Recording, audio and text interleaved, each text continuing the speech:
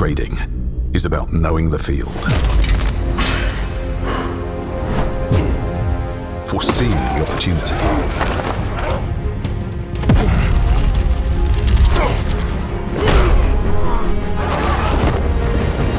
executing at the right moment. Timing is everything.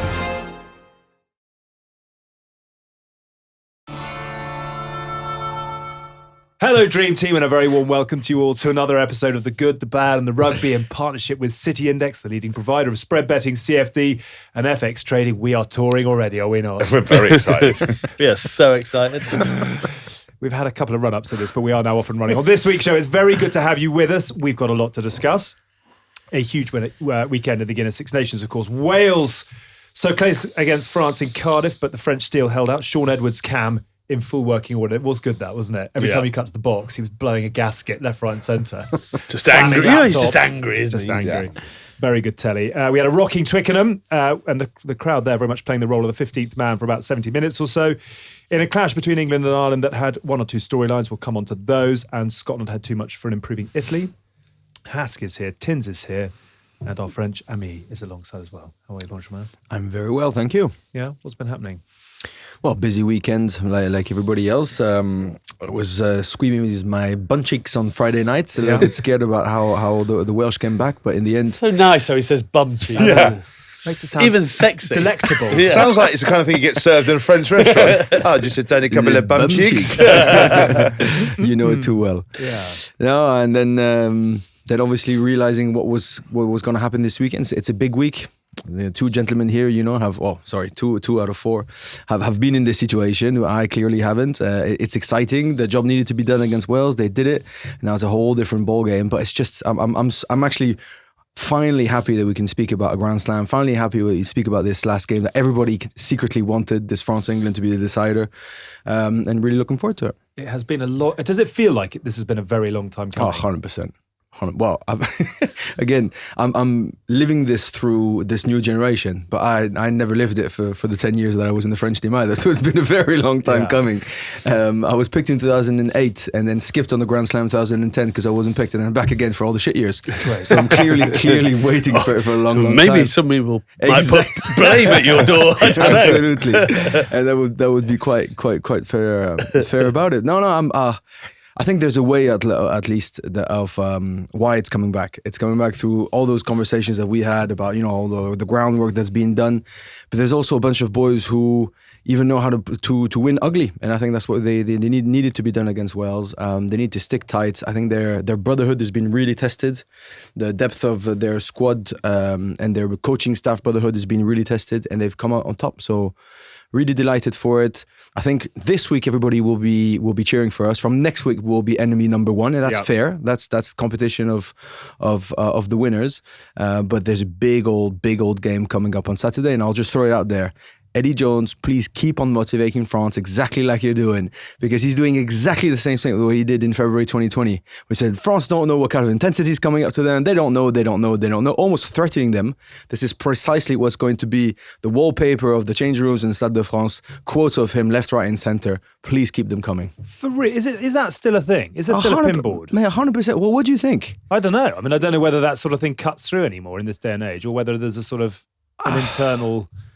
focus, which means that all the outside noise... I mean, we're always told players don't read the papers, they don't listen to the news. That's not true. That's just simply not true. The reality is that there might be a few discussions that get thrown out of the window, but when it's Wyn Jones, the loose-head prop for Wales, who says France cheat in the scrum and they're going to get punished 4 days before Wales-France, I'm telling you, this was a centre conversation from all the boys. Let's, shove it up his ass. And then Eddie Jones coming up saying, we're going to have a big win in Paris, day one, Monday morning, before, Grand Slam win. I just think it's a bit much. But oh, come on, he's selling the game for you. Of course he is. And he's playing his role in it, and we're excited. But you can't then blame the players to use that as motivation. If I was one of them, I would use it, yeah. Okay.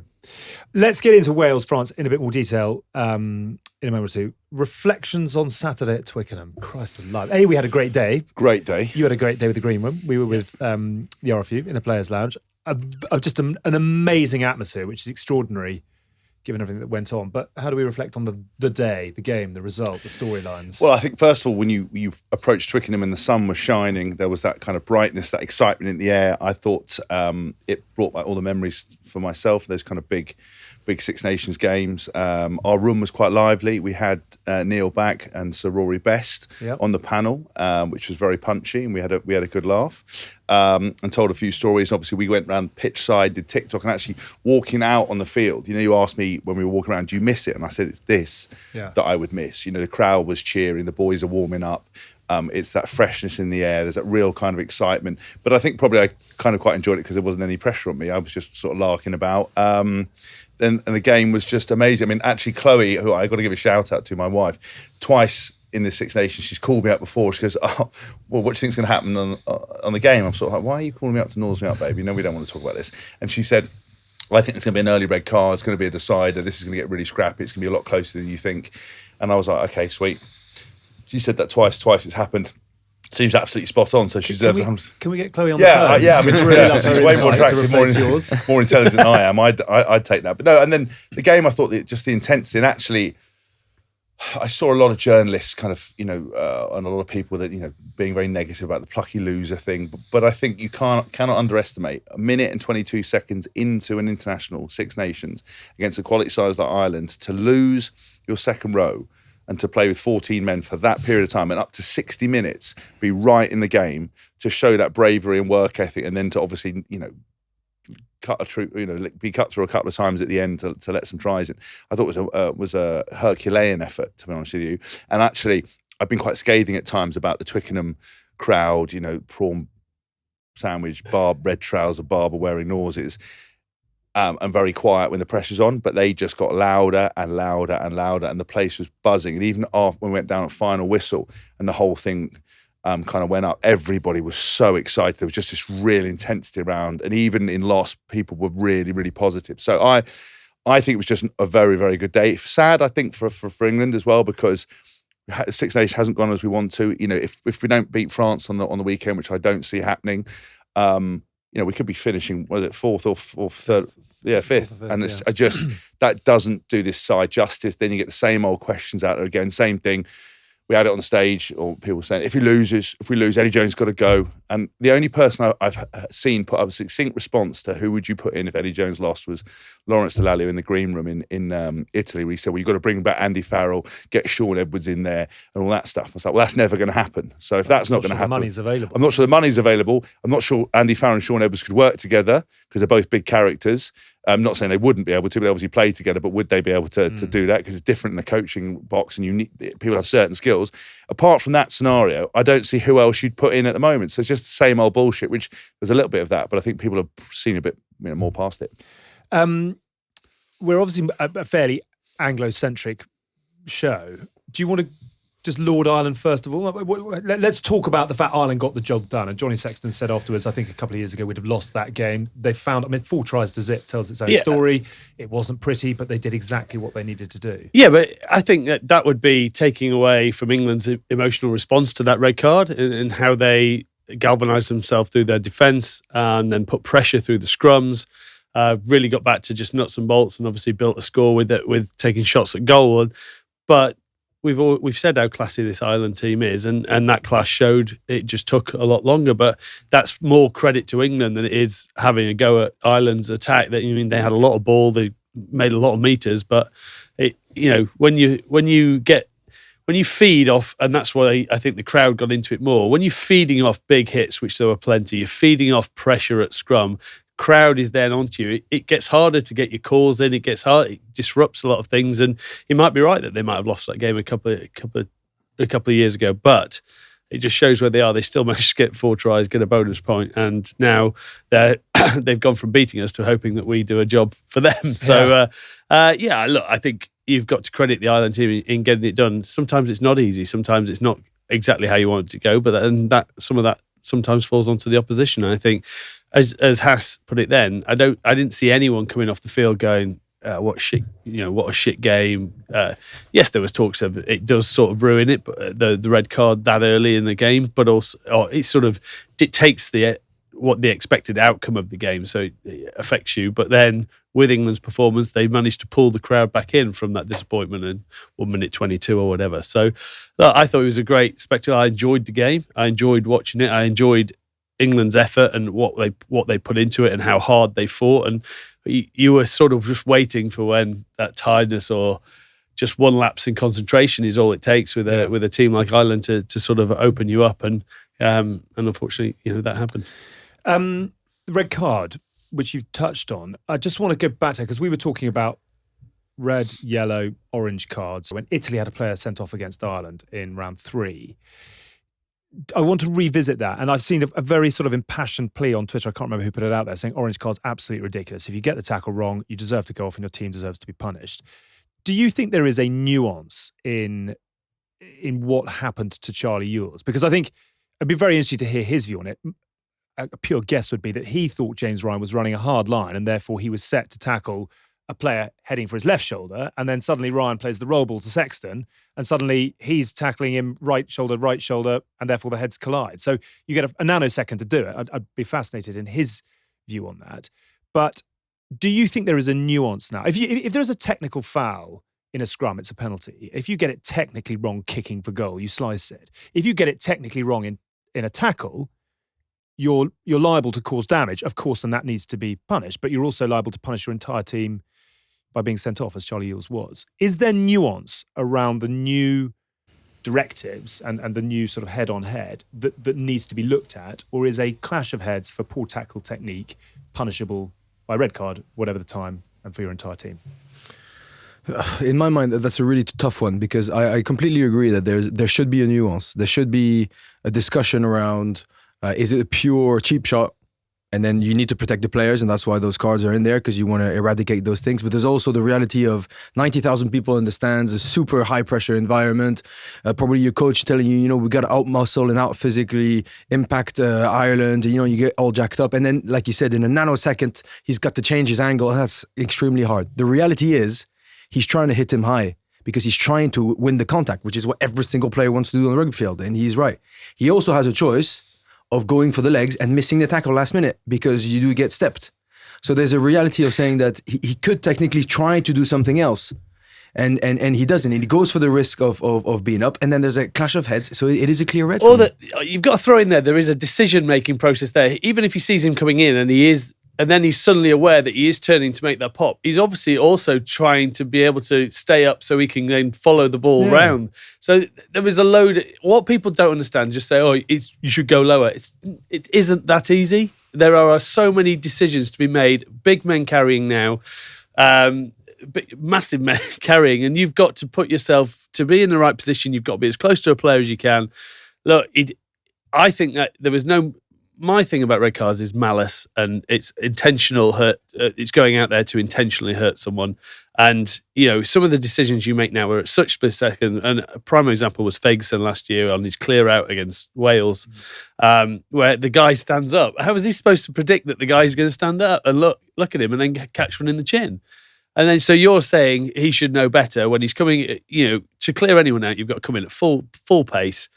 And then if someone stands up, you can't do anything. You're 127 kilos going at a speed that you can't just put the brakes on and stop. And I think, it comes back to there's still high tackles with shoulder to head where people are making that tackle, and that is different to a head-on head where he hasn't really dropped, but he stayed upright, and they've both gone like that. What would have happened if James Ryan had knocked him out, and James Ryan gets on and carries on? Oh, unlucky for him. He'll get stretched off, but you don't flip it the other way around. So what happened? The people who most likely to get knocked out are the tacklers. So I just don't think it's. I feel that players should. I've got no issues with. We've got to defend players to the nth degree, but you've also got to fall into the fact that we play a contact sport that's very big guys moving at very high speeds in an unpredictable way. And you're running into people. If you go and look at every breakdown, you probably find a red card in every single breakdown. So I feel that there's got to be some balance, because I don't want games to finish with 13 men in the Ireland Italy game. I don't want to see games decided by us going down to 14 men for something that wasn't intentional. I mean, it used to be impossible to get a red card back in the early 2000s. You literally had to, you had to do a Murder someone. you had to do a Happy Gilmore and get your skate off and try and stab someone. Yeah. But and even that was probably only a ticking off. Back 10. Yeah. so I don't know what the answer is. I just feel we've lost the fact that we are playing a contact sport, and there are going to be unfortunate collisions that you can't control, and someone trying to assign blame to someone is a very difficult one. I mean, yes, I think he could have done things differently. He could have kept his hands in the way to try and push people off, but he was sort of, I don't know no one apart from Charlie Ewels knows what he was thinking at that time. Is he thinking, I need to make a dominant tackle because we've talked about it, we need to impose ourselves physically at the start, and he's just got it horrendously wrong? Is he caught between two minds? He sees, everyone knows that they run a run around. Sexton does that run around. So is he thinking, I need to get through him to try and chase him down? He gets it wrong. You don't know, and I just don't want to see games being dictated to by how many players are on the field. I did want to say, obviously, the most important thing is that James Ryan hopefully is all right and makes a full recovery. And he's obviously been on this journey before, so hopefully that is all right. Can you coach this out of these players? The point I was going to make is we've had all these sort of tip tackles eradicated from the game. We've had sort of players in the air eradicated from the game. This is now the hot topic, is players not setting themselves low enough. Is it a coaching issue? Is it? Yeah, I mean, look, I would say there's a massive dichotomy going on because everything about international rugby is the gain line. That's how you get, any kind of space. You have to go through people to go round them first because you've got to get, there's 14 men on their feet every time. So it's A to B as quickly as you can. That's a physically demanding game. You can't run softly and they can't tackle you softly. I would say technically a lot of people are pretty awful tacklers in my experience. I don't think children are taught how to tackle properly. I don't think a lot of people like to tackle necessarily, and it takes a lot of balls to tackle people around the legs. So a lot of people go high. I'd say on the Charlie Ewels thing, I mean, actually, ironically, normally he's quite a good chop tackler, Charlie Ewels, going low. I got red carded for getting Jamie Roberts, and I honestly at the time did not understand how I'd hit him in the head. I just couldn't work it out. And you watch on the video, it's awful. But then you got to ask yourself, why the hell would I fucking run up and hit someone in the head? Like, it's a red card. And so again, I think that nuance is very important around that area, because you just, what in anyone's world do you think Charlie Ewels wanted to face tackle with his own face somebody else? Like, it's just ridiculous. So I think there needs to be some understanding. Unfortunately, now I think because of issues with concussion, because you've got ambulance chaser lawyers trying to make money out of people and pushing that, you've got the social media agenda where the masses have a voice and apply pressure and everyone can dissect everyone. It's very difficult to get any kind of control, and it takes strong people to put some clear guidelines down for these referees and apply some nuance to it. But I would say, to answer your question, 100% people can be better tacklers, and that is down to it's down to, I think, to teaching kids in schools and at rugby clubs how to tackle properly. Also as clubs, teaching them how to tackle properly. But again, if I was playing, a team with incredible offloading ability, if I'm tackling around the legs, the hands are always free to offload. So then I've got to hit higher to hold up the ball. But you get that wrong, they're dipping, I'm not. It's a red card. But I do think what's interesting about what Tim's point is, back in the day, there was no red cards. Now I don't know how many there are, but it must have exponentially has gone through the roof. I sort of think if we're not going to apply any nuances, I think if we're not going to apply any rules to it, we basically just need to accept it. And then, someone like, if you get red card, it's now part and parcel of it. You're like, I fucked it, and there should be no remonstration, because it is like, yellow card in football now. It's like, you've done something bad, you're off. It doesn't hold that meaning. It doesn't hold, when someone got red carded, it was like the worst thing ever. Now you can trip up and fall in someone's head and you get red carded. And again, we're trying to make things safer. But I'm going to say this again: rugby is not a safe sport. If you don't want, it's not a safe sport. Fighting is not a safe sport. Cage fighting is not a safe sport. Any contact is not a safe sport. You can need to manage stuff around it better. It's an uncontrollable sport. It's an uncontrollable sport, and you need to apply those rules. But until someone has the balls, just like, this is a microcosm of what's happening in the real world. Just like people have to have the balls, like big brands, to say, actually, we're not offended by that. No, we're not fucking worried about that. Actually, shut your mouth, move on. Every library has a book that's going to offend someone. Every game's going to have something you don't like. If we can look after the safety of players, we can. But actually, we want to move on, and whether we bring out an orange card or whether we say, there was absolutely no intent there, some really unfortunate accident, we'll put you on report. Maybe we need to look at it again, but you're fine. Because, if someone runs in a swinging arm or punches you in the face, I understand. If you trip up or you hit someone on the shoulder, ride up, the game's about stopping people. I told you before when I got cited and I said, well, look, I was trying to get off the line and smash him. Show me where in the laws it says you've got to smash people. But it fucking doesn't. You out of touch old bloke. What you got to understand is that's our game. How are you meant to stop people? Because if you, I was told to hunt in pairs. So there's 2 of you can't go low. So it's just a really, really weird thing. And what we're trying to do is put the genie back in the bottle after it's gone. And I think we can do better. But I just, it's just this common sense is just lacking a little bit and a little bit of like decisiveness. There's a lot. There's just a lot of things that go. It's not just going lower. I need to get that across because, when you're training a week, you look at what they do. If they do run arounds, if he's down, he's probably going to make the tackle. If then they deem that tackle as late, he probably gets a yellow card for a late tackle on James Ryan if he chops him in half because he's already passed the ball. Could be a penalty there. So you then try and stay up. You get stuck between the 2 in the middle, and that happens. Just watching it again with Ben on the phone, it looks even worse in slow mo. I mean, he's You're frowning. He's sort of gone in like a big bird and ended up just wiping him out in the head. There's a lot of really good arguments. But not in this case for me. Yeah, but we're not. No chance in this case. We're not. By the way, we're not saying that's not a red card. Yes, by the letter of the law, that is a red card. I just don't think it. I don't think it's done with. What I'm talking about is then the impact it has on the game. Is it a reason that someone has just got that completely wrong that then your team should suffer for the next? Yeah. And I'm not saying this either because it's England. I would say this. I said this after the Italy red card as well. It's. From a technical point, should it ruin the game or should it make the game what it turned out to be, which actually was a good game. So there's no argument it's a red, but does it look like he meant to do it? No. So I mean, but it's like, but does it?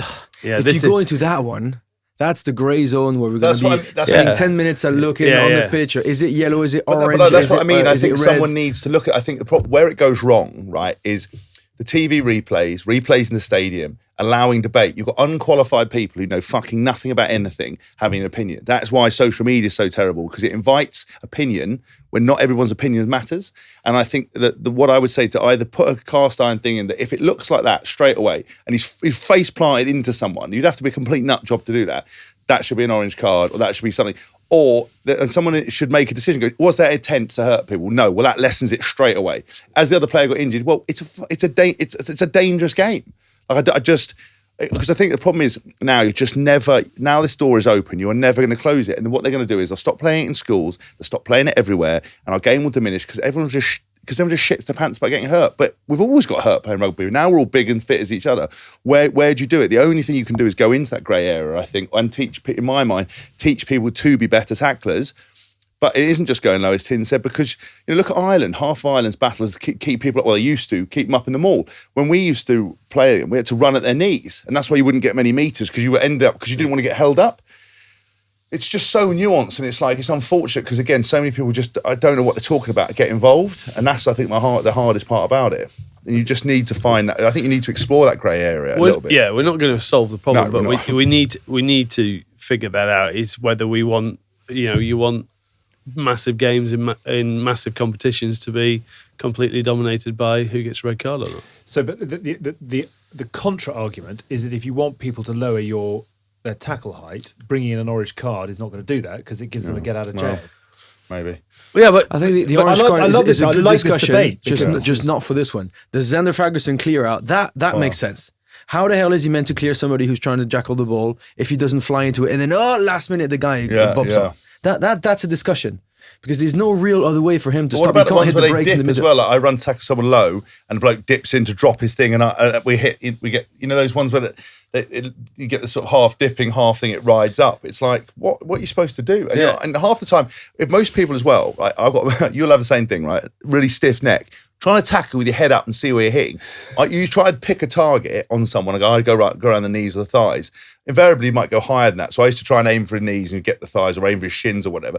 You're not looking half the time. If someone does something in front of you as your head goes in, you can't even see that final movement. But there's no talk of that. So if someone goes like, I think that's where I'm going to hit him, last minute I commit to it and he drops his head or slides in. and also, I'll be honest with you, I always say this, I actually loved the game either way. It was like added excitement. I wasn't that arsed either way. It didn't ruin my day. I didn't bother that much about it. I just got on the siders and had quite a nice day, and it was quite exciting, and then win or close. I'm not that arsed about it. I don't want to come across about that because unfortunately you can only do what you can do. I do think in these cases that we need to look into it a little bit, just around intent, around what that looks like, and having some understanding of it, and not allowing members of the public or the people in the stand to have any impact on it. But that is why this conversation is very interesting, is that the three of you have been there and done it, and you know what those reaction times are like, and you know what the challenges are that you face as a tackler, and you know what the coaching manual is telling you to do. And therefore, I think your voice in this is a very interesting reaction when there is so much noise around it. It's a clear red, we know what the laws are, he has to go type thing. I'm trying to get out of you how difficult the scenario is that Charlie Ewell's faced, and the nuance that goes around it when you're trying to make 5 different decisions as to where you tackle him based on what he is doing and the players around him are doing, and the lines and what you are anticipating automatically from what you've watched in the week. It's 60 seconds after the anthem, and you're in an emotional situation, and you're 6'7" trying to tackle a guy who's 6. So I think this is a very interesting conversation for those reasons, and I don't want to labour the point. I suppose I'll go back to the original question, which is orange card, yes or no? And you may well say yes to an orange card, but in this incident, he got it so horribly wrong that it cannot be anything other than a red, and that's a very reasonable outcome. Would that be where you'd net out? Yeah, so typically for Xander Ferguson clear out when there's no other technical way and it's a clear accident, like Haas said, rugby is a contact sport. There's unfortunately going to be some accidents there. People are going to get hurt. Let's hope the least do, and let's hope that we can make things better. Okay, it is a contact sport. Things are going to happen. Now, needs to be some sort of adjustment depending on the intention. I agree. Not this one. And for me, the fact that it's the second minute is irrelevant. Because if you start, I know it impacts a hell of a lot the game, obviously, and you're right. But there's other ways to get into it. There's reward the scrum. And that's where I thought Eddie Jones, actually, I usually disagree with him a lot, but I really liked what he said after the game when he said that they weren't rewarded enough for scrums. And when he said that World Rugby, and that's really important, World Rugby needs to reward dominant scrums. Basically, weak scrums need to be punished. Why? Because if the scrum goes, rugby goes. There will be even less space. If you have Hasks, not 1 to 8, that run around all day and tackle people all day, there will be zero space. So you need to, people need to be punished to the ground. So yellow, yellow, yellow all day long for guys, and get them to play 13 men, not because they got some cards, but actually because there are no more props fit to play anymore because they got binned. And that's when you will have the rugby to stick to it, to that. And after 2 minutes of a red card, the only way of getting back into the game, driving ball, scrum. Because that's a clear, quick, easy snap penalty. You can look at the ref and you can look at the penalty count and go at it. This is a complete tangent, but I'm just interested in Kelsey Paris. But when I was at Sky, I think Sky were offered UFC, and they said, absolutely not interested. That is not family-friendly entertainment. We're a family show, a family channel, and UFC is not for us. I'm going to throw this out there. I reckon UFC is one of the fastest growing sports it is. out there. I mean, you tell me if I'm wrong. So when I signed that Bellator contract, I still haunts me to this day. I didn't get to fight. But he did that kind of, a sponsor, I won't shame him on here, but a bloke wrote me this long letter going, please don't do it. It's not the kind of thing you want to be associated. We can't work with you. You can't do it. And I just fucking put it in the bin because the guy's, you're a fucking moron. Like this is... this is a realistic sport. It's not people fighting car parks. This is a proper sport. It is a multi-billion-pound industry, one of the biggest pay-per-view setups in the world. Rivals boxing. It's a legitimised sport. So the question is that into UFC, Bellator, whatever it is baked the risk and the danger and everything. You know when you're watching it that you are watching a sport that level of competition, violence. How would you describe it? Is baked in. I just wondered from what you were saying, whether you think rugby needs to stand a bit firmer behind the fact it is a collision, contact, physical sport. It's a game of intimidation. It's a game of big men playing a big boy sport.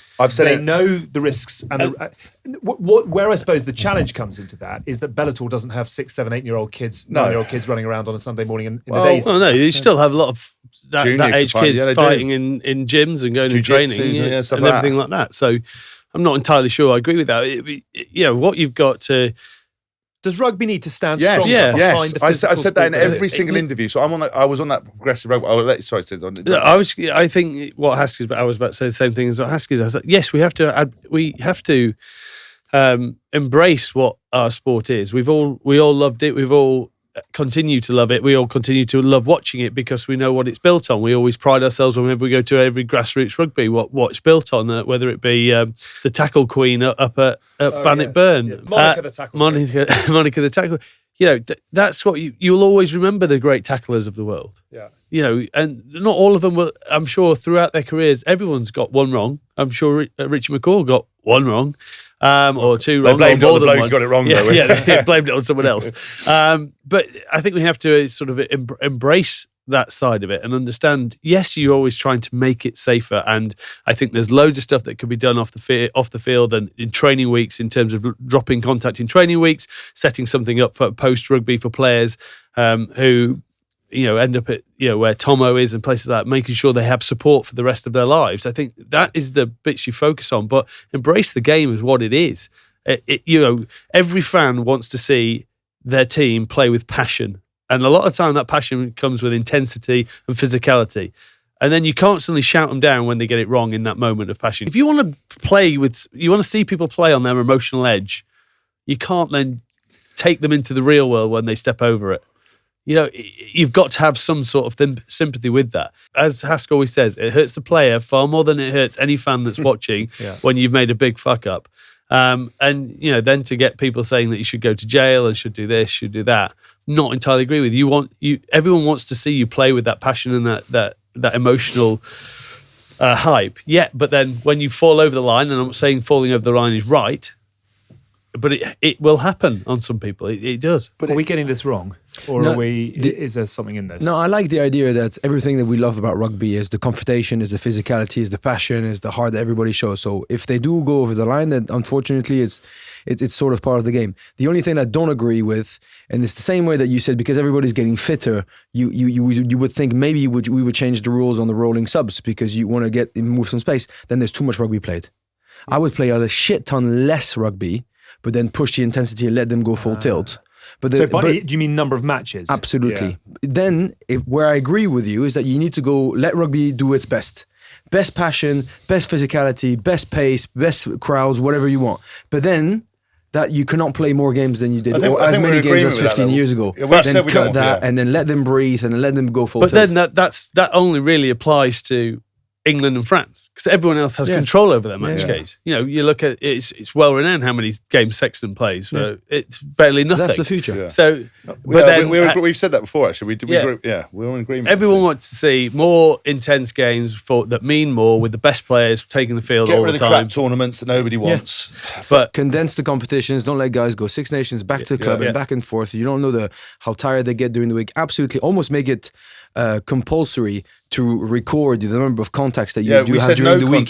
That's why I thought both of you were shaking their heads. And World Rugby has to control that. Because basically you can't trust anybody in rugby. You can't trust the players. It's true. You can't trust the players to say exactly how they feel. Right. Because they're stressed out, because it's their livelihood. They want to play. Because they want to play, because there's also the big alpha male sort of thing that you don't want to let your team down. That's just part of the truth. You can't trust the coaches to actually take focus only on the well-being of the players, because they're under pressure, because they're human beings who need to provide for their families and the culture and all this. You can't wait for the club owners to take care of England rugby, because in the same time, I'm paying the bills in Leicester or in Northampton, whatever. You focus on what's in front of you. So World Rugby has to step in and overlook all that. So I really agree, but the only way forward is to let the boys breathe, let the boys completely break away, let them go full height, but then go back down to ground to zero to rest up the bodies. I just, and honestly, when I got interviewed about this, I've just kept maintaining it's a violent sport. You can't ask boxers to punch more gently, softer. You can't ask UFC people not to strangle and choke people. It's just not gonna happen. And I think where we've gone wrong is because children play it, and because everyone's panicked about it, and we're trying to be all things to all men. We're just kidding ourselves and making a horrific rod thrown back. It is a violent sport played by it's obviously now ugly Neanderthal men, but now obviously women's rugby and stuff. But in terms of my sphere into professional rugby, it's a group of pretty aggressive, fuel men that if they ever drop the ball or let things down or shot collar, they get on the piss or they cause a thing or they have a fight on the field. What do you think was going to happen? Like, that's us. We always want to do better. But it's still a violent sport. It's like we got into it because of violence. Like, I enjoyed the violence competition. I'm rattier now because I don't get to do that. Really? Yeah. And I think we all enjoyed it. Now, did we enjoy other elements of it? Of course. But the foundation, certainly in the last 8 years of my career, was physicality. And pretending it's not, and pretending a little kid you're going to be okay. If you like all the stuff of rugby, but you don't like the contact, play tag, play mixed touch, great fitness, play walking touch, play all the things you love. If you know what you're getting into, understand it, what you're getting into, and you could get hurt. And I would complain about arthritis, complain about this, complain about that. I knew that going into it. And I told the doctor to put a fucking anaesthetic injection in my ankle so I could play. I lied about being fine so I could play. I ruined my body. I put my fingers back in on the field and just carried on playing. I knew that wasn't right. You look at your fingers facing the other way, but you do it because you're in the mix to do it. But that's rugby. And I think we've got to stop fucking about and pretending that it's not a tough sport and physical sport. All the stuff the lads have said, no contact in training, less games, better look after the players, better healthcare, better insurance, funds for players post-surgery. Like I talked to Rory Best, when he finished with Ireland, they did all his surgery for him, rehabbed him, and then retired him. I finished, sent off in a dust cart. You said to me on Saturday, you reckon you spent 40, 50 grand on getting yourself put 40, back together. 40 grand, I reckon, since I finished playing on injections, scans, operations, and everything else. And it's an ongoing process. And then obviously the other stuff around it, healthcare, blood tests, everything else, right? I'm not moaning about it. I did it. I accept it. But, there should be those facilities to look after you and stuff. But would I have changed it? Absolutely not. Would I love to be still out of playing now? Of course I would. But let's not fucking pretend. For men's game, women's games, whatever, it's a tough sport played by tough people who love that contact. And do you know what? Sometimes they're going to get it wrong. And stop dressing it up as this all things to all men, sport. Where actually, we're talking about making it like the NFL. Hard-hitting, entertainment, big smashing tackles. I mean, they're all marmalade, most of them. I'm not saying, but the amount of funding they got on that, about looking after them and stuff like that. I mean, they wear helmets and they got more of a problem than we've got because it encourages you to go even more violent. So it's a hard one. But they get healthcare for life, don't they? Yeah. This is not a conversation that is attached to the specific incident with Charlie Eels. No. And as we said earlier, and as we can reiterate, really genuinely hope that James Ryan is back and happy and healthy as quickly as possible. I think the point is, it is a game played by big, ugly, hairy, very aggressive men. Yeah. You're asking them to make extraordinary decisions across a range of matters in split seconds. Things are going to go wrong. Perhaps there needs to be a nuance to that level of the game, which is that if you ask these guys to train and be as fit and as physical as they are, you need to understand that there are things that are going to go wrong and to potentially not send off players after 82 seconds. And if you do want to go back to it, players are very aware when something has been done on purpose, and that's how fights break out. Yeah. And no one on the weekend was in Charlie Eels' face. No. So that says to me that no one really saw it as... Everyone saw it as a mistimed accident that is bad, and to the letter of the law, because you have to protect a referee as well. Because if he suddenly starts going, well, I see it as this, it's accidental, it's not that, giving a yellow card, no doubt the next week he'll get ripped to shreds from whichever side suits, which is where something like an orange card that can be then reviewed post-match and they can really get into it, that's not on the TV screen that everyone has to watch for 15 minutes, which no one wants to do. You can punish him going, look, it's a red card. They're the rules. You're off for 20 minutes. You're not coming back on. The citing officer will take a look at it and make a decision about whether it was intentional, whatever. But you're going to be able to bring someone else on, and it's not going to ruin the game. You're going to have to batten down the hatches for 20 minutes. The saddest part about the whole thing is James Ryan getting hurt. Yeah. Like, the game result doesn't really matter. And and that's the only thing. But now you would just hope that, in his, because, if you asked him about taking to the field, you're aware of those risks. Like now, I was always, one of the things I had to visualize away from was ever getting hurt or mistakes, because the way I played, I've seen terrible things happen to people, just completely accidental knee rolls, all this kind of stuff, bones hanging out, ankles round the wrong way. But the only thing with him is you just hope that now he's looked after really properly, gets the support, everything's okay, the protocols are right, because that's all you can do, and that's what he signed up for, and that's really all that matters. Like, genuinely, because when we sat the game, it was such a spectacle. It didn't really matter that happened. Yeah. I know it was, for some people it ruined it, but actually England did such a good fist of it. It made it way more interesting, because after 5 or 6 minutes after that, I think when Ireland started to cut us apart. You and Caelan Doris scored. We thought, oh my God, this could be 60. We sat there going, fuck, this is going to be a massive, massive loss. This is going to be a nightmare. And then lo and behold, it becomes an epic game that's, Thanks to scrums. Yeah. Yeah. Fuck scrums. So on that No, note, but hang on. Just one last thing. If you look at the last rules that have been changed in the game of rugby, 50-22 to play more rugby, right? Yeah. The ball guy, the ball carrier is on the floor, not allowed to roar one more time. What does it push you? Because they want clear release, so you can jackal the ball. They want more turnovers, yes? Yep. Which means more contact. Then they want the 50-22, they're going to run more the ball. Yes. The scrums are getting pinged all the time. They need it more. Driving balls, after one stop, you need to play for the second time. So actually, all the rules are pushing for more game ball in play, Yeah. for more running, for more collisions. right. But then you don't adapt the sanctionings either, which is what I don't get. Yeah. So push for scrums, let the driving more sometimes be boring, don't fight or don't create more rules for the jackalers to go and to get cleared out by Xander Ferguson, who needs to fly in there because otherwise he's dead meat, he's going to lose the ball. So don't go one way with the rules, but then don't adapt the sanctioning body to it. You know what I mean? And scrums need to be central, and weak scrums need to be pinged, and I'm telling you, we will be happy for the next 100 years. Very good point. Have you got shares in Scrum Incorporated? Scrum.com. I think I want to make a comeback. Very, very good. I did just want to clarify they are laws, not rules. Oh, God. I'm gone. I should get. God, I got cramp. Yes. That's justice. Yeah. That's Karma. even your body Yeah. is telling you. All that training I've been doing. You've to got, knock you've out got, Cousin. you've got to remember to rehydrate after your 7 a.m. Yeah. Are you boxing actually lesson. going to fight him? Who's Yeah, this yeah. thing? Are you coming? What is it? If it's really happening, Yeah, I'm 23rd, in. 23rd of He'll really April. gonna do He it. will have more fights. 21st of Yeah. April. 21st of April. It is happening. Thursday night, 21st of We've April. got 6 Well, I'll be there. We've got 6 Cur's I'll on be it. there. There's going to be a hell of a lads in the corner, so even if he man. does win, all 3 of you are walking in. Do you want to carry me in a sedan chair? Like, what was he called? Nassim Hamid. Hamid, yeah. On the carpet. Yeah. Or I'm going to dress you up as like Greco-Roman sort of gods. or Oh, Egyptian. how good would that be? Togas. Let's get fancy dressed. I up. would Let's do Egyptian this properly. headmaster carrying the pharaoh in. Yeah, that's what I want. Yeah. I can do that. The only problem is, I will You say, just tip me over the rope. I will say this: the caveat to that is that I have been to 3 boxing fights. First one was a mate of mine called James Wellwood. He was representing Cambridge to get his boxing blue.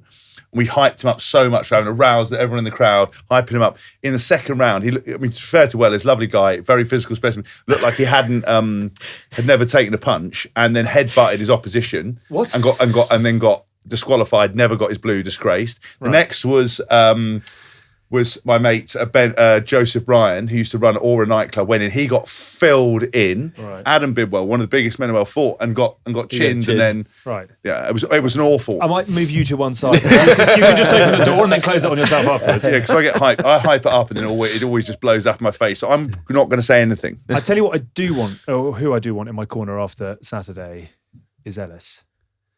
So, scrums. We had Sir Rory Best on. In fact, we're going to give Ellis our dope baller of the week. We were going to give it to Andrew Conway for 2 of the most wonderful 7 irons down the fairway. And actually, Dan Bigger hit a lovely 50-22 as well. But Ellis for the muscle. Can we celebrate Ellis with pizza as we do this? Thanks to Domino's. Our dough baller of the week goes to the Rhino Bambino.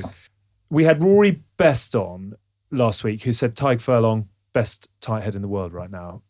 How did Ellis disagree quite so comprehensively? Considering as well, they'd lost half their engine room. So for me, well, half the engine room, they had Courtney Loss to step in, who knows a thing or two about scrummaging, and Hask, I'm sorry, but back rows, as long as you know how to push as long as you have a decent amount of legs in you, you'll be all right. And Jake Noel obviously can do that. The reality is Ellis Genge a good scrummager? Absolutely. Is Jamie George a good scrummager? Absolutely. And look at the reaction of Jamie George after the game. Look at Ellis's reaction after every penalty. Fuck me, they cared. Yeah. And that's all that matters. And that's why the crowd was so happy and so behind them. That's why you felt it was all electric. Because they cared, because they gave 600% of what they had in their soul. And that's all you can ask. And I'm going back to scrums again. But that's why the scrum is so good. You can be the best scrummager in the world if you care, if you want it more. That's when it's shown the most. You know, rugby always say that you can overcome any type of adversary just if the team who wants it more. What does it look like? When there's a ball hanging on the floor, who dives on it first? Well, when there's a scrum, who fights for the hardest? And that's what England did. I love that. Was it a Scrummaging is in your soul. I love that. If you But it scrum is. from your No, but- soul, mate, I you've agree with you. You've been playing for I not agree with showing you. their emotions enough. Jamie George was almost in tears after the game. That's how much he cared. He cared about it, and I thought that was beautiful. And then it's because him and Ellis absolutely melted Tadhg Furlong. I think the only reason why they didn't get a yellow, which is they should have got they should have got pinged a couple of times, Ireland. Don't get me wrong, but the only reason is because they were dominant. But I think he was wheeling to the left a tiny bit just to show the ref a little bit more than what he had done, because the penalties weren't coming. So he was almost, how do you say that? Not milking them, but trying too hard a little bit. Gamesmanship. Whereas the best refs would have pinged it straight away, but it is hard. There's a ton of pressure around it. Probably when you throw a red card after 2 minutes, you're a little bit wary about throwing yellows left, right, and centre. I don't know. Extraordinary performance. I think he's scrummaging like an absolute animal this entire season, and he's really stepped up his game. But him and Jamie George and the rest of the pack, when they're emanated by how good they are, but also how much they wanted, nothing can stop them. Can you explain technically how England's scrum got on target? Tadhg Furlong, for me, is a sensational scrummager, but he's very much by the books, by the rule. That's why the refs like him so much. He is a rock solid tree trunk of a man / piano that scrummages really, really straight. I don't think he was really helped, and that's why nobody can understand the role of a hooker in there. But Kelleher was in that game, right? And Dan Sheehan. Yes, Kelleher injured himself against France after 20 minutes. Yes, sorry. Dan Sheehan is incredible. He's not the most experienced hooker. He's more run around the field type of guy. He's crazily skillful, don't get me wrong. But you can't ask him to do everything. Yeah. And that's why you need... The hooker will never make the scrum on its own. But without a good hooker, there will never be a good scrum. And I think there was no, let's find a solution, let's help out Tadhg Furlong by going outside, trying to pop out Jamie George. And Jamie George and Ellis were absolutely melting him. So went in on... So that's quite similar to the stories you heard about the Lions in 2009, when Phil Vickery carried the can, that they split him off. I think it was Lee Mears and... I'm talking nonsense, but do you know what I mean? No. Did you? I don't know if you ever saw that series, but Phil Vickery got beasted by Tendai and Tamawira, and basically split off the other two members of the front row. So they went after him and left him, and his hooker left him, so he just got fucked off around the corner. So that's why tight head prop is so hard, right? Yeah. Because you're surrounded by two animals. Then if you have a loose head prop, he just steps out. You can get your hooker is on his own and he can get drilled. But if Ellis is what he did, he went for the throat every time and he stuck in there and they kept the pressure. And Jamie George was in there, not threatened by his opposition hooker, so feeling free to go out there. And to be fair to that, Kyle St. Clair was doing a decent job. Yeah. Because he was holding on and not being overly greedy of thinking about himself, thinking about the general scrum altogether. So he was just holding tight. And then Jamie George could do the job on Tadhg Furlong together. And that's why they pinged them together, squeezed them to the end. And it was actually interesting to see it. It didn't come after the first scrum of the second one. It was a gradual thing, grinding the thing out. That's why rolling subs is actually a complicated thing. Imagine how long it takes you to break down a wall like Tadhg Furlong. Yeah. But the impact that it can have on a game. And that's why your point is correct. If there's no injuries, but that's a big if. Yeah. If it's just tiredness, then let that energy battle be won by the teams who do it better. Yeah. Shira, our producer, was talking to Ellis about when he played on the wing as a kid, which was a long time ago, and he replied and said, "Some say I was the answer to Jonah Lomu. Domino's 2 for Tuesdays had other ideas." So I think he's going to enjoy being our dough ball of the week. Why don't we send him enough so that he can treat Jamie and Kyle as well, because that was a hell of a shift from England's front row. Well done to Domino's. Thank you very much indeed for being our official pizza partner of the Six Nations. You know how we're trying to change world rugby one show at a time? Yeah. We are now changing the Domino's menu as well, because the breaking news is, I'm told, that Domino's are now making dough balls available in most Domino's stores as a result of this campaign. They've had so many inquiries for, could we have GB&R dough balls, that they're now on the menu. And just a quick reminder, Domino's are offering 50% off pizza when you spend £30 or more online. Get stuck in for the final round of the Six Nations, and a big thank you to the team at Domino's. We have loved this collaboration. Can we just have one shout out to Courtney Laws, who... when you're a flanker, obviously you're pushing and stuff, but there's nothing worse. I mean, front row's awful, second row's pretty terrible. Back row can be a dream, unless you're a number 8 between two big arses. Courtney Laws has thought he's going to have a dream here, going to absolutely smash it, and has been forced back into the engine room. Because once you make that progression to back row, and he's been outstanding at back row, incredible captain. To spare a moment for him, his whole day was ruined by having to have his head between and then really push, because sometimes, scrummaging was optional sometimes for me, depending on who we're playing against. If I was really fired up. I remember we're doing one scrummaging session, this bloke went, "You're not really pushing?" So right, fuck you, pushed him so hard, he went straight over the top of the fucking thing. I said, "Would you want that every time?" Like when plate tectonics collide. Right. I ended up hanging him in and just. Sorry, I can't hear any of that. That's just noise. Basically, it's just another story about me being amazing. But do you want to keep going on the pizza? No. Okay, I'll put the Domino's down. Thank you very much, Steve. I do want to chew quickly because I want to ask you a question about England's newest hybrid player. To be fair to Eddie Jones, he called Jack Knowles a potential flanker. I don't think I've ever seen Knowlesy smile as much as he did, packing down on the flank and but he loves all fist that. bumping and fist pumping and hooping and hollering. Yeah, but it's like a day out, isn't it? It's like imagine. Do you know what it is? I would imagine it's when you go. I would imagine it's when you're. It's like reversing the batting order. It's letting the bowlers bat first. No, but it's like even when you're at the palace and the Prince the Pauper, you're in the backs, very rarely in any sort of danger. It's nice to have a day out with the working class, see what they're like, just have a bit of fun, but don't keep me there permanently. Yeah. That's why it was gritty, being part of it, being a bit gritty. He loves that. He's quite nuggety, Jack Knoll, as it is anyway. And he could always do better than Johnny May, who as we remember rightly, if Johnny May had been on the wing, I cannot imagine the catastrophe that would have occurred with his head underneath Ellis knocking him out, all the lads sending him off. Jack Knowles, he's a bit of a keener, and the Exeter boys, they probably do that on a team social. They love that. But as I said, it's very much like just a day out for the backs, loving life, good lid, good tattoos. He's had his injury problems, but no compressed spinal injuries. Loves heavy squats, so he's made for pushing. Does straight upper body, comes down, sees the boys, puts his face in the coal mine, goes, do you know what? It's lovely. I love this chaps. And goes back to the castle. Yeah, two quick questions to finish. Throw it out there. Can Ireland sustain where they're at through to France 2023? Can they build on it? Can they improve? How much room for growth is there in this Ireland team? Well, for me, there's still a ton. Okay.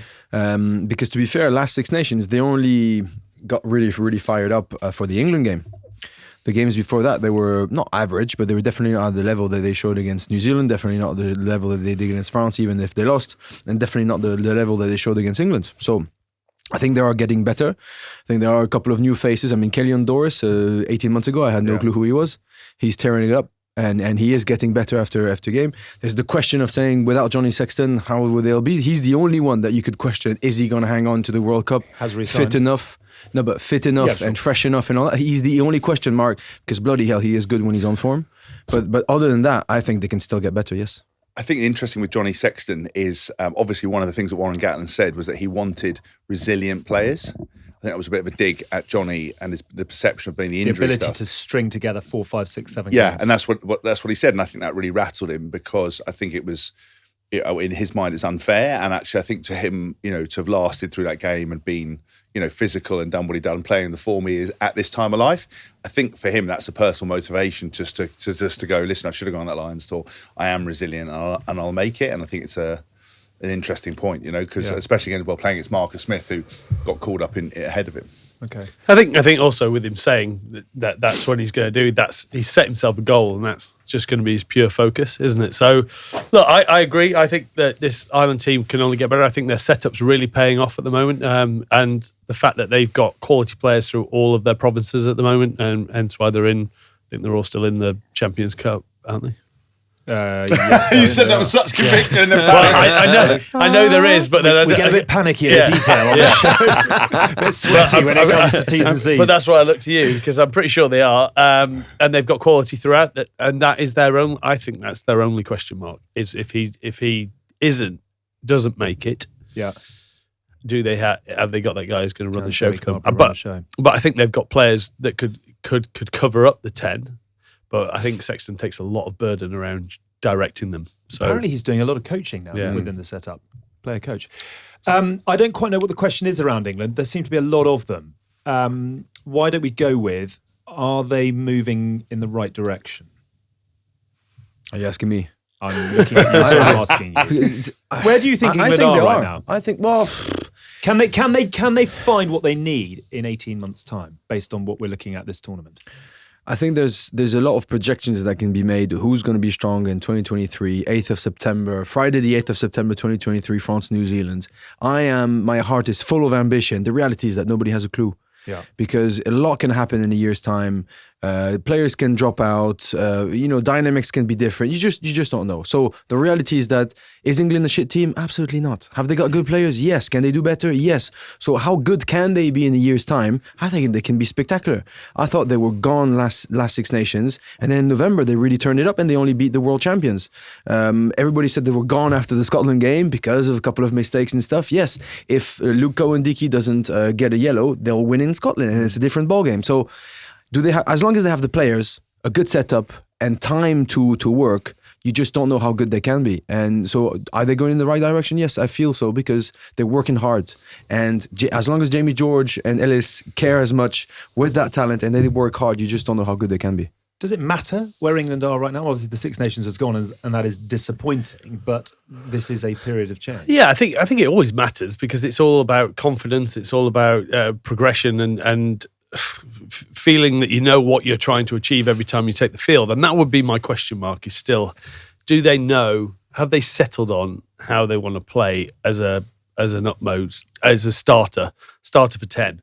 Do they know how ideally they want to play a game? Yes, you have to adjust and you have to change on the fly as the game goes on. You might have to go more physical, something like that. A red card might happen. You might have to switch it up completely. But do you know what your DNA is? And that would be my only little question, is that for the first time, even in the autumn, they showed really good attacking lines, attacking threats. And that's what we haven't really seen this Six Nations for whatever reason. Tries are way down, and that worries me a little bit, because I've always known that we've got a set piece and we've got a defensive defensive setup that will always cause problems at international level.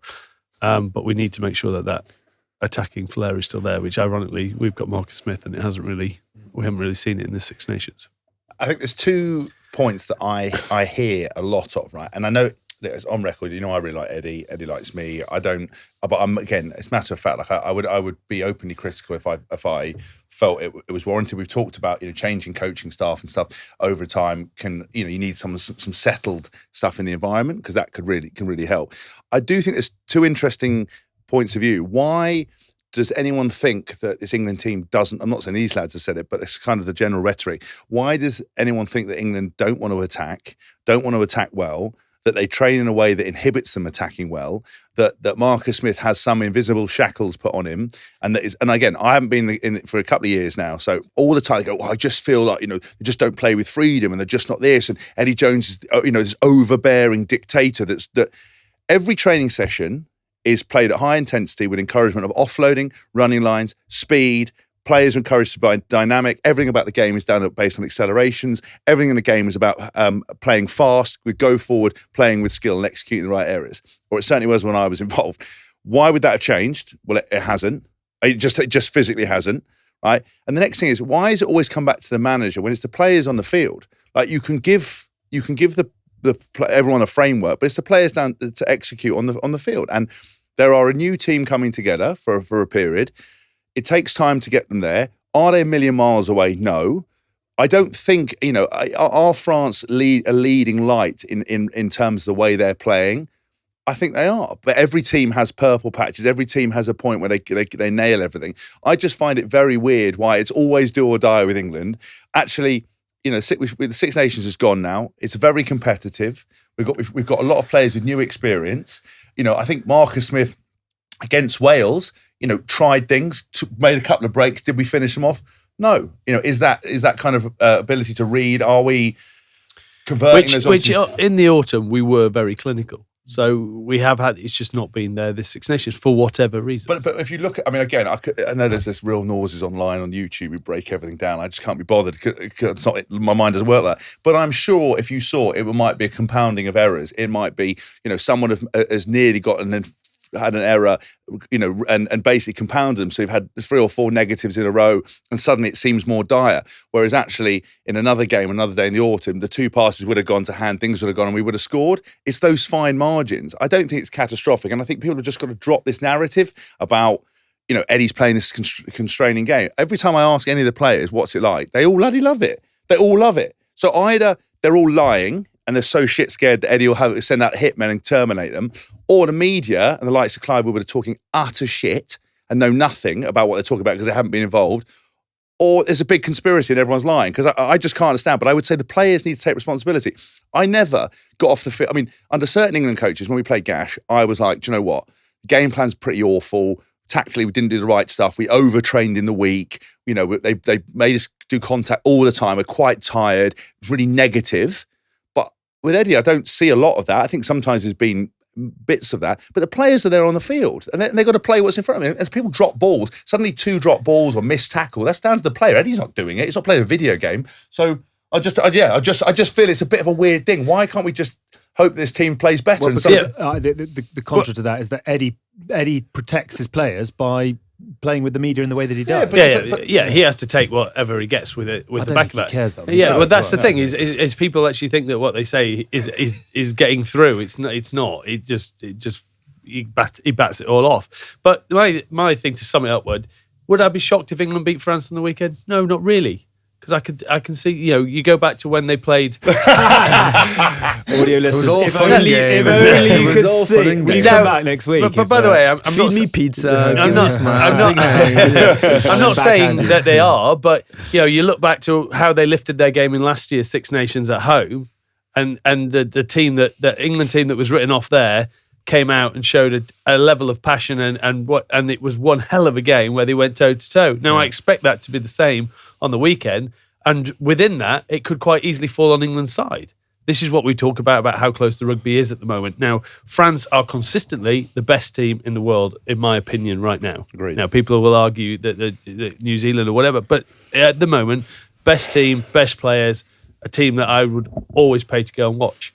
But when it comes down to the crunch, in a very emotionally charged, high tempo, high energy game, and if England raised their game to where it could be, of course they could win. And that is where we are with the rugby right now. We are into the final lap of the Six Nations. The finish line is in sight, as you know. We do want to say a big thank you to Honda, who've been on the journey with us. They're the official performance partner of England Rugby and are playing a big role with the volunteers in the English game, Honda. They're also developing a real understanding of how English fans feel about their team and the supporters' relationship with Eddie Jones' side, the achievements, the hopes, and those who dream the impossible dreams. Honda believes in a challenging spirit, embracing failure, which is why this has been the perfect collaboration, and the joy of trying things as well. And just like England Rugby and supporters, Honda believes in the power of dreams. And you can find out more if you'd like to at honda.co.uk/engine room/England Rugby. That is www.honda.co.uk/engine room/England Rugby.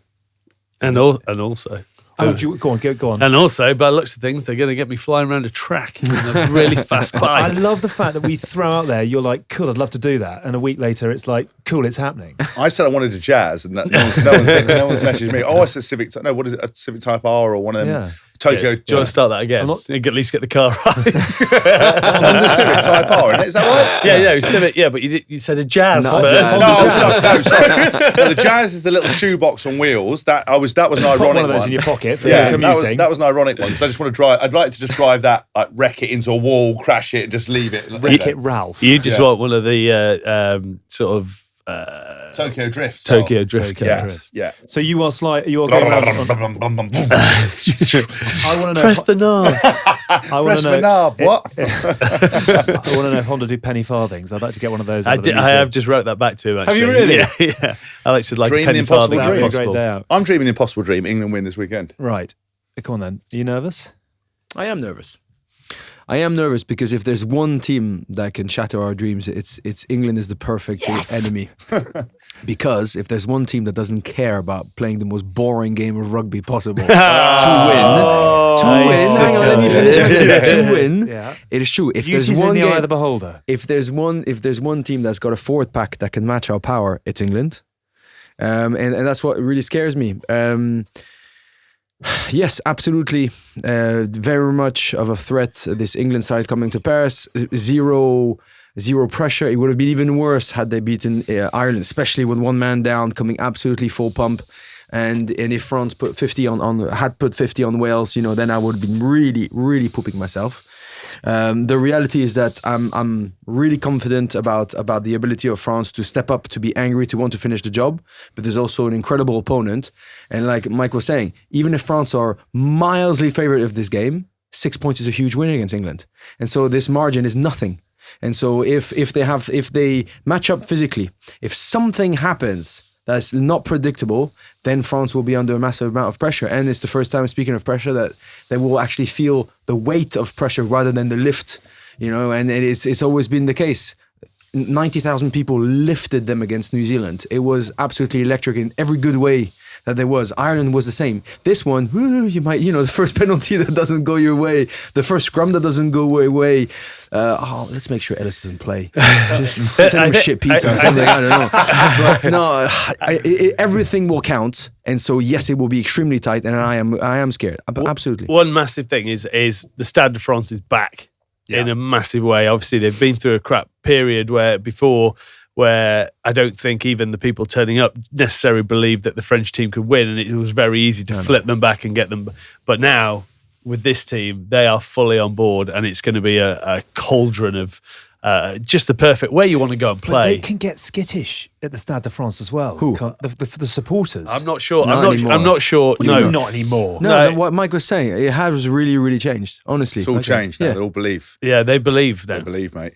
They dream the possible Yeah, dream. but what happens if England go 10-0 Right, up in the first 6 minutes? There's definitely a cockerel coming on the field, I think. These things can change very quickly. I mean, look, I think it's going to be one of those, because it's an evening game, under lights. 9 p.m. It's going to be Boom fire. because you got all day for that intensity. We will be smashed already. I remember those days where either that night, that fresh night air, you run out, especially at the Stade de France, and you're invigorated, or it can go horribly wrong. And that sensation, I still get it now sometimes on certain evenings where we've played these games and just it's gone horribly wrong. I remember my first game at the Stade de France, I got injured, where Tom Croft made his debut when I went off the thing, basically spelled the end of my career for a little while.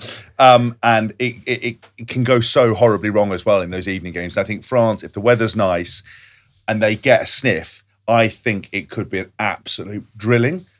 But equally, I think we can play a game. I think we can play with absolutely no fear.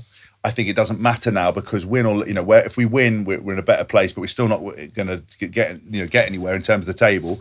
There'll be an opportunity to prove to people. I think Eddie will put a lot of stall by this in terms of finding out who the characters in his team are. And I think it would just be another massive life lesson for a lot of them who haven't experienced a night game in Paris for a Grand Slam decider against France. What more do you want? You're all sitting up straighter. Your eyeballs are all beginning to bulge. When England get off the bus, if I was France, I'd just have Dupont walking in his yellow dressing gown, sunglasses on. Lads. I'd have the whole Champagne England team goggles. doing that in dressing gowns and sunglasses, mugging Dupont off in his head. Because one year we went to play France, they sent us down a wrong way. We were almost late for kickoff, had to reverse back out in a narrow street. They send off, as if it's like the French government getting them around. Yeah. We've got I them. think it was Jacques Chirac trying to fuck the whole setup. What will England have learnt from what happened in Cardiff? I do not believe, because it just comes down to psychology, that did they play their greatest game, in a plucky defeat against Ireland, and emotionally they won't be there this week. I don't think that's the thing, because if it is down to psychology, if you manage players with their wellness and welfare, I think they'll do the work. I don't think they'll overtrain. I think you'll see a different side. I think probably Don Brandt will come in, not that Samson didn't play well, but just because of the size, the physicality initially, I think they'll put some, you saw Jack Willis is back in the squad, obviously, without, But if you want to stop a runner, Sam Simmons was, His defence. Defence was But that's the thing, that's what people underestimate, with him. Because, I've said this before, when he runs with the ball, and when I first played against Exeter, I'd never had anyone run as hard into me aggressively, and in contact. They look at the size, but he's very physical and offers that stuff over the breakdown. I just wonder someone like him coming on off the bench against a bigger side with hopefully some bit of tiredness in their legs, because they're going to drive them, they're going to scrum them, that they're going to compete like hell in the line out. They're going to stop those French runners. Because then obviously the offload game starts coming. It's going to be a lot of hard work, and I don't know whether when they're hopefully tired, if things are going well, maybe you bring on a few quicker people. That's what I'd maybe do, but I think it's going to be amazing. I can't wait. And do you know, if it blows up, we're still going to be in Paris having a great time. I just want the best team to win on the day and have the best spectacle. And actually, if France get a Grand Slam, it's great for them. It's great. Yeah, for us. exactly. I'm just saying the three of us don't exactly. No, I know what you mean, but I actually don't care. I'm not as England centric as people think.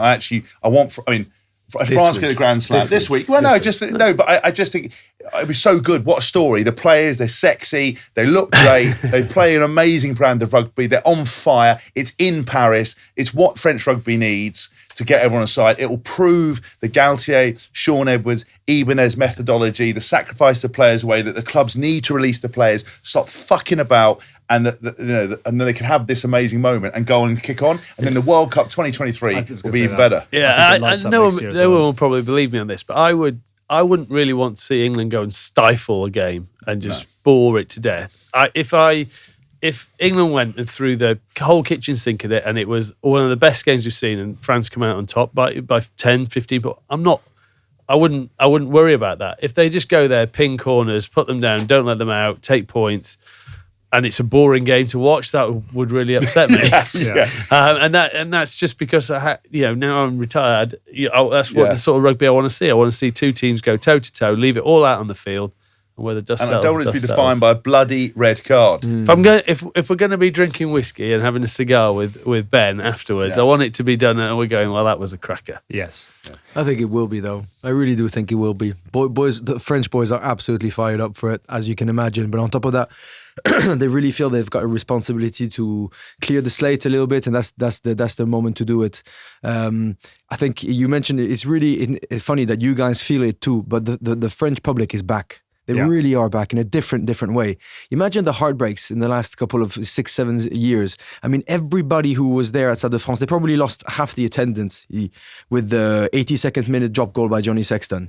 It was the most heartbreaking moment that they've had. Then they went to play on South Africa in the November test, winning at the 80th minute. One penalty, one by the line. They went line out drive, lost 84th minute. They were like, we are doomed. We're never going to get out of this hole. We're dead meat. And then all of a sudden, Dupont and all his mates come back and they play positive rugby. They still do some screw-ups, don't get me wrong. We lost to England. We lost against Scotland at home. The game was won, but we didn't kick it out. All those moments. After the New Zealand game, Ireland, England were sold out. After the New Zealand game, November test, both sold out for Six Nations. Those two tests. Done. Right? The public is 1,000% back. People are queuing up to come and follow this team. The audiences on TV are absolutely through the roof, like they've never been. Yeah. And even though they played not great against Wales, the audiences were still there. People are absolutely buzzing. So 10-0 down, they will scream even louder. Okay, that's what's going to happen. The only thing that's if you say so. No, honestly, that's going to be the case. I think they will be fantastic. Sean Edwards actually said something on Sunday. He answered a question about saying, "Can you come back to Wales and stuff? We need you." And he said, "France gave me so much trust that I need to give it back." Since when did France trust him? He's only like the best defense coach in the world. There's something special about this coaching team. Yeah. They have connected as human beings. There's something 1,000% special about the group of players. They have connected as human beings. They're really, really tight. They need to finish the job. Tom Curry's not there. Manu's not there. These are, in my head because we didn't want them to have them against us. I think it's going to go our way. I mean, I'd just take you back 2000, 2002, playing in that stadium where they believed back then, and Le Crunch was. I tell you what, it's special playing there. It's loud, it's hostile, and it doesn't stop for 80 minutes. It's a great experience to absorb. I'm glad we're going, and I can't wait to watch it. The likes of when Entomac Senior were playing, and Olivier Magnier and. Probably Olivier Merle, but I'm that old. What a player, Olivier Roumain. And the crazy man, Christian Gallivan. La Maison. Oh, I know it's not going to, but it was Bryce Dulin who wrecked Wales Grand Slam with the last player of the last game last year, wasn't it? Just wonder if there's a little something in there. What goes around comes around in this sport. I'm just trying to sow seeds in your mind. I told you that I was scared. I told you that I'm very wary. We've got nothing to lose. Very, very wary. I wish it was Titanic. Though. I wish it had got just this fairy tale that it'd gone to. It actually mattered, win or lose this weekend. Do you know what I mean? England in the same position. Grand Slam showdown. Yeah. I would have loved that. Just because that would have been even more monumental. You'd just be like, I think would have exploded with excitement. Well, you'd find out which one was mentally able to control it better, wouldn't you? It's going to be a lot of fun. Yeah. A fitting finale, despite a couple of challenges for England and despite a France side that is a lot of fun to watch. We often talk, don't we, about the fact that English rugby needs a strong Leicester. World rugby just needs a good France, particularly with the Rugby World Cup next year. So let's hope it is the finale that we're all hoping for. Thank you, guys. That was really enjoyable. And some really interesting points in there. Well, no, I think you've spoken very well on some pretty tricky topics, and I hope the fans will be the judge of that. Well, absolutely, but I think it's interesting. It's an interesting view that we've expressed, particularly on the early part of the show. So thank you very much. We never actually even got into Scotland against Italy, so apologies for being an Anglo-centric. Italy against Scotland. It was actually a much better game than I expected. Yeah, both sides with lots to take. Yeah, 100%. Italy played for once. They actually played. They tried. They are coming. Can we just mark that now? Yeah. Italy are coming. And Friday night, their under-20s beat, Scotland or somebody, or Wales, I can't remember. Third consecutive win. Yeah. First time in the history that Italy have 3 wins in Six Nations under-20s. Well, look, let's just say this is what we want. People have talked about it for so long. It starts, what we've seen with France, it starts at under 20 level sometimes, and it takes that. So let's get behind them. Let's support them in what way we can. I actually went into the England under 20s last week. Oh, yeah? Spoke to them, yeah. Oh, Jesus. That's knocked us back 5 years. No wonder they had a tough one. They lost to Ireland off the back of it. I think I might have done, I was going to say, What, pray tell, were you imparting? Well, I was imparting some life lessons, careers and a few stories and stuff like that. Right. It was and then they just went out and started pushing each other down on hospital beds that they their roads. Yeah, it was like a mixture of entertainment and sense, but it obviously didn't work as they lost. So actually, it was really nice to go into the under 20s. I could see some of them weren't sure who the fuck I was, and also what the hell I was talking about. But it was a really nice kind of thing. But I have set them back, I think, about 10 years. Brilliant. Destroying rugby from the inside, as we have for a while. And also, did Portugal have qualified? Yes, I was going to say that was the final thing I was going to say. No, they haven't. Spain have qualified. Spain, that's the one. Nearly, you got close to 50-50, and you picked the wrong horse. Oh, they wear red shirts though, don't they? Well done. Both red? No, Portugal wearing green at the weekend. Spain wear red. I was near enough. Yeah. Okay, I'll say that again. So well done, Spain. First time. Do you know, actually, I was going to say, because that is brilliant, that the Spanish rugby fans flooding into France, it's going to be brilliant for next year. Yeah, no, absolutely. It's a neighboring country. Yeah. First time in the history, long time coming. You just love to see a little surprise. Unfortunately, I saw the state of the group in which they're going to play. Yeah. My word, it's going to be a long competition. Well, a long group phase for them. But listen, what's in the group? Who's in the group? I think it's South Africa, Ireland, and Scotland. And Scotland. Yeah. Imagine they beat and Scotland. Tonga, isn't it? Yeah, Tonga. I think it will be Tonga. If they beat Scotland, can we get Scotland out of Six Nations? And we'll have Madrid as a night out. We'll have Rome as a night out. Paris as a night out. San London as a night Sebastian out. would be lovely. In Madrid as a night out. Ibiza, great rugby team. Oh my God, imagine playing in Ibiza. Oh God, we'd have to party for several days. Celebrations would be good. Right, let's clear up this mess and let everyone get on with the rest of their weeks. We have got to let you know about Bertie the Predictor. He picked Ireland, didn't he? No, he actually picked England. Oh, did he? Yeah, but he got everything else right, I think. Another 2 out of 3? Yeah. Do you know what he's done in the crunch? I think he went with France. Oh, did he? I think Let's hope that's the one he gets wrong. Just trying to get inside your He head. actually urinated on the French jersey. Really. You know I'm not playing. Right? You know I'm not playing, right? There's no point. We know you're not playing because I'm a Grand Slam decider. Get up, hit it home. Theatre tour tickets. If you've listened to this a few times and you thought, shall I, shan't I? Do it. Theatre tour tickets are out now. We are going to have a lot of fun in the month of May. We are touring around Liverpool, where we've got Chris Ashton. We've got Hamish Watson in Edinburgh. Looking forward to getting involved with the Mish. We've got SQ Scott Cornell in Cardiff. Nick Easter coming to Newcastle. Mark Cueto in Manchester. Genji's coming to Nottingham. We've got Sir Rory Best coming to Dublin. Jiffy Davis. I was going to say over 18s only, but we might make it over 35s only for that one.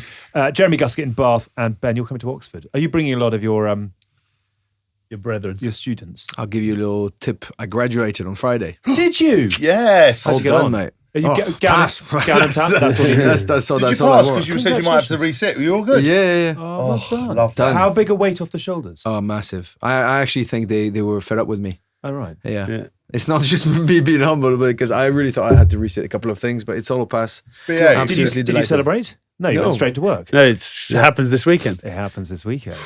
A little He Grand wants Slam to, he cigars wants and to have a champagne. cigar on the pod in the morning. I'll be quite an easy takedown probably this weekend because I'll be like, oh, 3 days at Cheltenham and 4 days at Cheltenham, and then Have you got your dialysis packed for the weekend? Yeah, I've just ordered in some IV drips. I'll be sweet. Lots more guests to be announced for the rest of the dates in Sheffield, Cardiff, Manchester, London, Birmingham, Bath and Southend. If you are thinking about it, we would love to see you there. Tickets are available at goodbadrugby.com. I promise you it will be a lot of fun. And finally, you had Meg Jones on Good Scaz and Rugby last week. Yeah, Good fun. It was. She was brilliant, actually. Brilliant and funny, and because she's very Welsh, but yet plays for England. So sort of delved into that. Then you basically find out she's a bit of a turncoat. So if she's in a pub, it depends whether she's in Wales or whether she's in England to what like jersey Jim she'll wear. Hamilton, Yeah. But no, she was great fun. Good on. Have a little listen to Good Scaz and Rugby if you'd like to do that too. We have been the good, the bad and the rugby. We will see you next week. The four of us are going to be in Paris. We've got one or two ideas for a very early morning / quite late night recording, depending on which way you look at it. And Haskell will be swinging from Notre Dame and reading. I'll be in the mood. Coming, sir, coming. I'm coming dressed as a can girl, and all of us are going to have a very good weekend. I hope wherever you're watching the final round of the Six Nations, you enjoy it enormously. Good luck to all involved. This show is produced by Shara Kilgallen and pulled together by Matt Chuck Norris. The Good, the Bad and the Rugby is a Folding Pocket production. Enjoy the rest of your week.